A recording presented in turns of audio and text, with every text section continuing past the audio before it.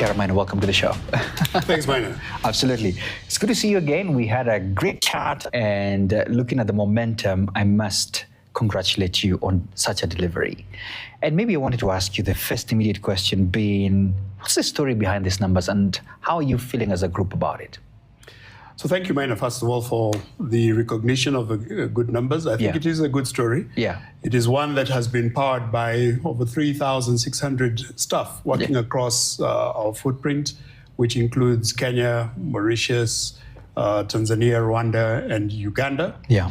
And a range of businesses which are really coming into their own, which are non-banking subsidiaries. So a really good story across all of these areas. But I think to look at what's delivering the numbers is actually execution of a strategy that we have been on in now the third cycle. Yeah.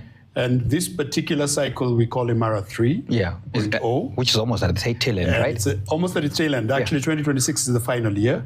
And we had targeted to do several things. Yeah. Number one was to continue entrenching ourselves in the core areas for our business, which is corporate and institutional banking. And then really build out our presence in the retail and business banking space, which is where we see growth opportunities for us. And another pillar, which is really important, we appreciate that we are going to have to work with other partners, right? So we're looking at ecosystems that we feel we can really work with partners to create impact across several dimensions, not just simply creating value for the organization, the bank, but also actually impacting other people in positive ways through these partnerships. Excellent. So this is really what's driving it, and this is a good outcome for 2025. You know what you told me in H1? That stronger customer growth will be one of the key things that you're looking at. Would you say this is part of the driving or the drivers behind these numbers? Yes, indeed. So we have put in over 220,000 new customers across the group just in 2025. All right. A lot of that has come from the retail space, powered really by digital acquisition. So we have put on out of those numbers, about 60% of those customers have been acquired through digital channels. These are investments that we've been making since 2017. And it is really good to see people actually downloading the I&M OTG app and then proceeding to open their accounts on the app, and then proceeding now to access some of the other services that we offer. So it's really, as the customers increase, obviously balances are building up, and as we continue to use, they continue to use our different services, fees also then come through. Now, part of the attraction for I&M has been how we have also really supported clients through difficult times, right? You will recall from the time of COVID, we had removed, as an industry, we had removed our fees that we charge on payments, particularly transfers from the bank accounts to wallets and vice versa. And while others continued, we actually decided, okay, let's invest here. Let's really carry that particular cost, which was positively received. And it was very positively received. It saves an individual customer quite a lot of money if you're actually making that transfer. So riding on that, we have seen a lot of customer affinity for the brand. That has driven the customer uptake, and as well then, of course, driven a lot of the opportunity to cross-sell into that base. Your Imara 3.0 strategy that you've just mentioned now, as you've said, it's at the tail end. Would you say you're where you expect it to be now? Yes, we're actually tracking ahead of where we had expected to be by 2025, which is fantastic. We are looking to hit 1 million customers in Kenya by 2026. We are presently just under 700,000 as at the close of December, right? And we're looking to close that gap of 1 million. Now, across the group, we're already at just under 1 million customers, 970,000 odd customers. We're looking to obviously scale across all of the different markets. We are investing in platforms that are going to enable that growth. We have been looking under Imara to also expand the product set that we have in the corporate and institutional banking space, looking at new markets. They're now contributing 24% of the profitability that we just reported. The retail and business banking space, a great story. We have done a lot of investment in the digital space. But what we've also done is also expanded our geographical reach, right? We are now at 73 branches at this time. We expect to get to about 77 branches by the end of this year. It has put us in 27 counties now, right, across the country. So we are getting to be a truly national brand in the country, and we're looking to really support our customers and the communities in which we live and work to really thrive. Okay, let's get to the numbers a bit, and I appreciate your revenue mix and quality of earnings. One of it is that your revenue grew by 19%, which is a formidable number, with non-interest income up 31% as well, now a very major contributor. So one of the questions I wanted to ask you, are you deliberately moving from traditional lending towards a more diverse, free-driven model? Because when I looked at your treasury, you talked about treasury rental income, non-banking units as well, contributing big time to these numbers. Talk to us about the mix. So we're a bank. We have to really make our money from net interest income, right? That gets powered from two fronts, right? One is obviously lending to customers. And then the second is actually from liquid assets that you have, so your government securities and all. You're right. The two have an interplay, right? If opportunities are drying up in terms of credit to clients, then you will deploy your liquidity in government securities. The recent years, you have seen a lot of effort going into trying to increase credit to private sector. And that's starting to pick up. It was about 6.4% in January this year. But it has also meant that if you get a contraction in credit to private sector, it becomes a bit more challenging to lend because everybody's fighting for the same clients, right? So we have had some changes in how we go about this, right? So we focus on not just simply putting out balance sheet and lending to clients, but actually also supporting them in the rest of their value chain, right? So how do we support their suppliers? How do we support their employees and so on?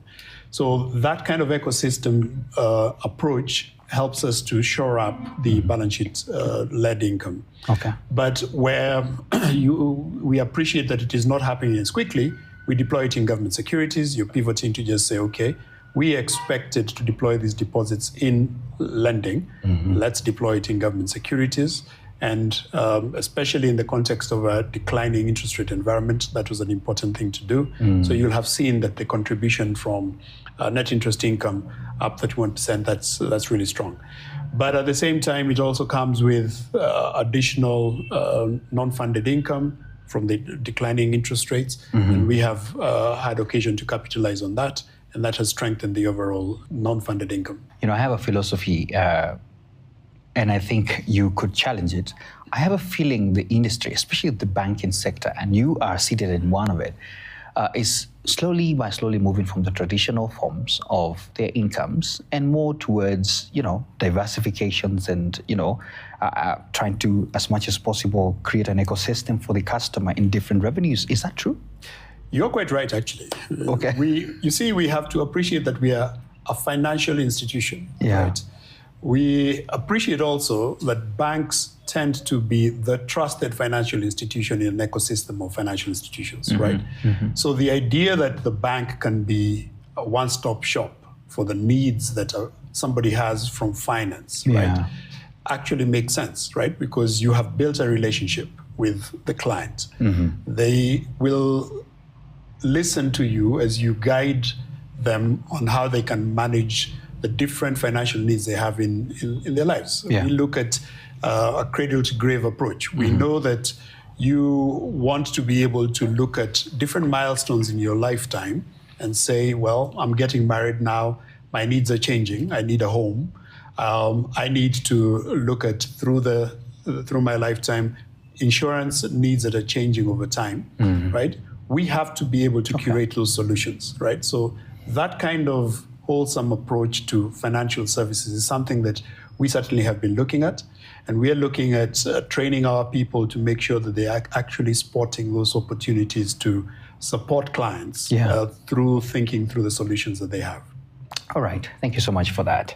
Still on the numbers, let's talk about your lending versus your prudence, because it was an interesting mix. I noticed your loans grew by 7%, while deposits were much faster, 17%.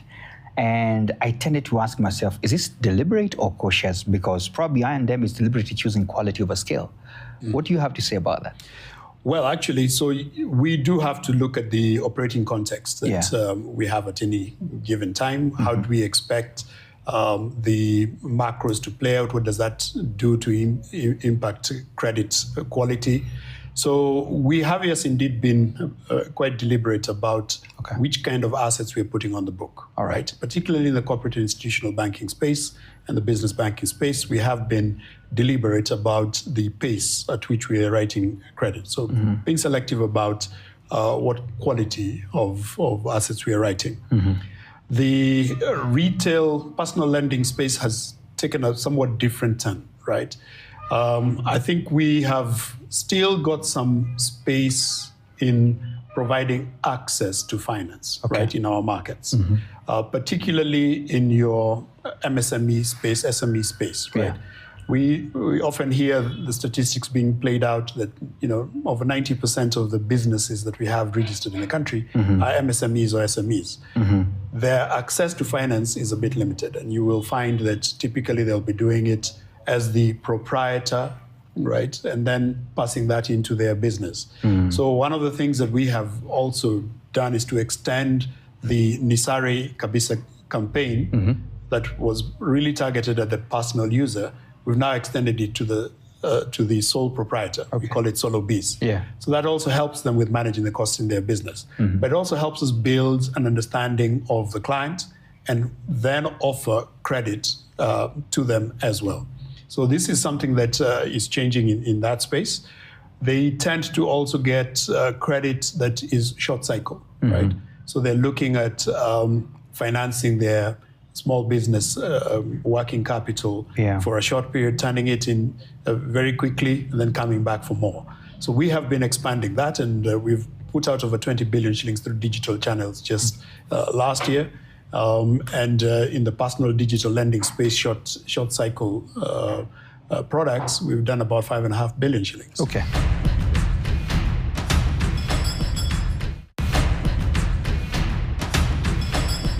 Let's talk about your corporate.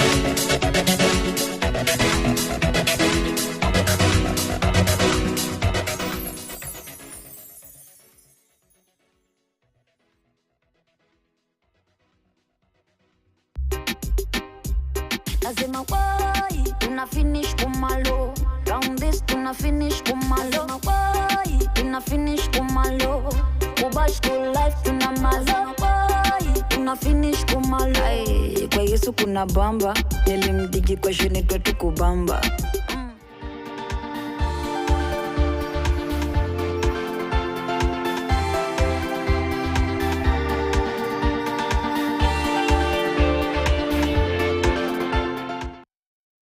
Great yummy taste, gotta hack it. I spread bread, pate nguvu, gotta pack it. Napaka nyweki design ya mogoro. Blue band, juni natural cocoa. 5 vitamins, una grow, plus ni tam nani Tuna hack snack na ki blue band choco for your growth.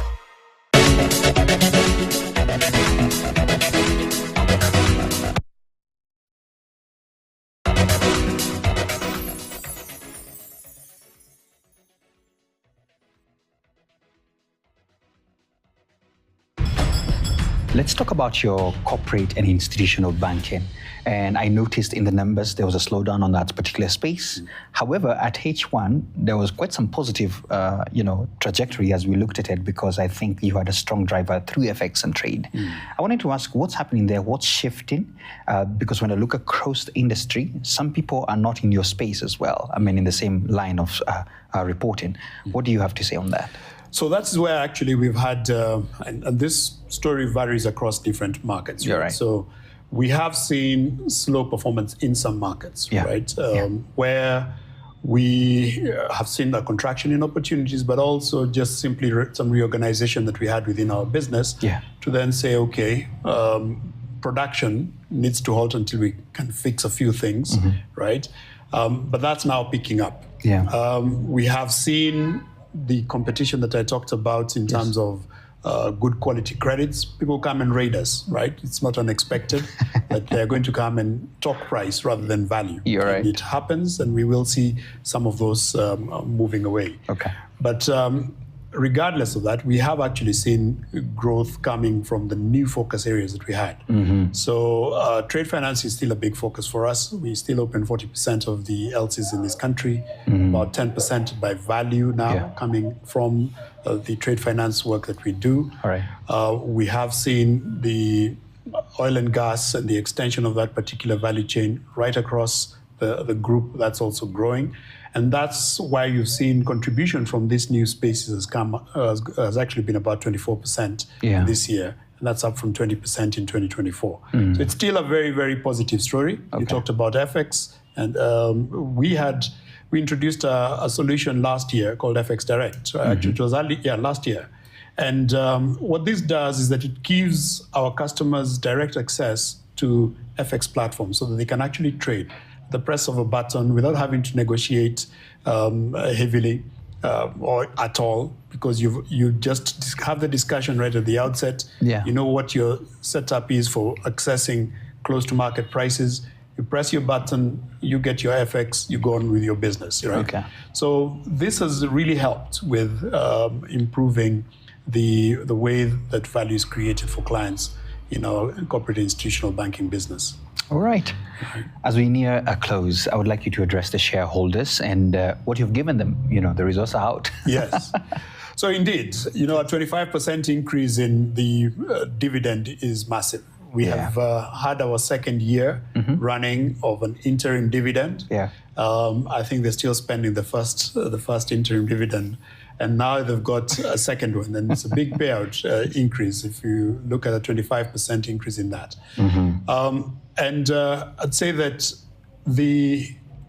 this has been reflected also in the value that is attributed to the share. And we have seen highs last year, 42 shillings posted. Then we have also seen this year, 51 shillings, I think, has already been hit this year. So clearly people are seeing that there are good things being done by the business to create value for clients and value for the shareholder. And it's a good story. It's something that we want to continue. We want to thank our shareholders for continuing their interest in this particular counter. We have a lot of ideas about how we can expand the business. You will have seen what we did in the wealth management space. Good story. We are now at almost 100 billion shillings assets under management in that space. We're extending the wealth management offering across the region. We have had a very strong story on the bank assurance side. Again, looking at that one-stop shop and saying, can we actually provide solutions to our clients under one roof? And that has grown quite strongly as well. We're also extending it across the region as well. So I think the bit that we haven't perhaps done as well is tell our story. And it's engagements like this that are useful for people to then say, okay, actually now I understand what's going on. But we'll be doing a lot more investing engagement as well. Okay. Speaking about that, by the way, I just remembered that in H1 you mentioned that the market may be undervaluing I&M. Do you think that perception has changed? You have seen the correction in the share price, right? It's getting closer. We still think there's room. There's more room for that to happen. All right. But it's really just saying, how do we remove that typical information asymmetry and say, okay, do investors understand what we're doing in the business so they can then value it accordingly? Okay. I can't close the conversation without really addressing your customers, your shareholders, people who give you credit, give you deposits, hoping that even overall, even after these profits have been announced, there is an impact to lives. And I know there could be a whole story about it, but could you point one or two or three things that you're doing to impact people's lives? Great. So I think we have to understand that we are not just doing this to make money, right? Yeah. Ultimately, it has to be meaningful. You're right. It has to be meaningful for our staff. We have 3,600 staff who are coming to the office every day and saying, so why am I doing this, right? They need to feel that personal connection, that meaning that actually what I'm doing is impacting people positively. So we have been working very deliberately on how we can create what we call sustainable profits, right? Yeah. We have been looking at sustainability. We have laid out a sustainability strategy, a sustainability action plan. It focuses on several UN SDGs. We have had partnerships with that we signed up to, like the UN Global Compact, and we're looking at several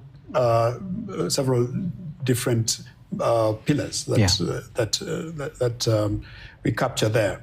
So number one would be, of course, equity in the organization, and looking at how we are ensuring gender balance within the organization. Number two is actually that when we do business, we are creating opportunities for particularly vulnerable groups. So over 38,000 women and youth have actually got jobs through the initiatives that we have put out, or we have supported businesses that are also linked to women and children. Over 300,000 in 2025 alone. We are looking at how we create spaces that are great for people to live in. Everybody wants a healthy environment in which to operate in, right?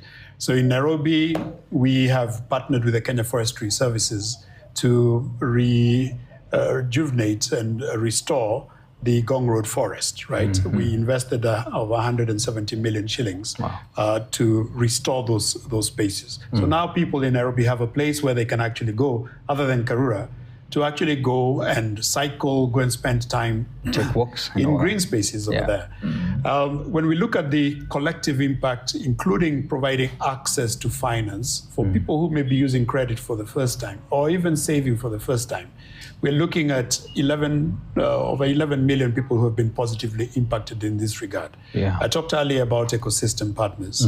This is where we have that opportunity. So if we tie up, like we have done in Tanzania with Airtel, we are able to lend to 4 million customers, right, who are looking for daily needs to be fulfilled through finance, right?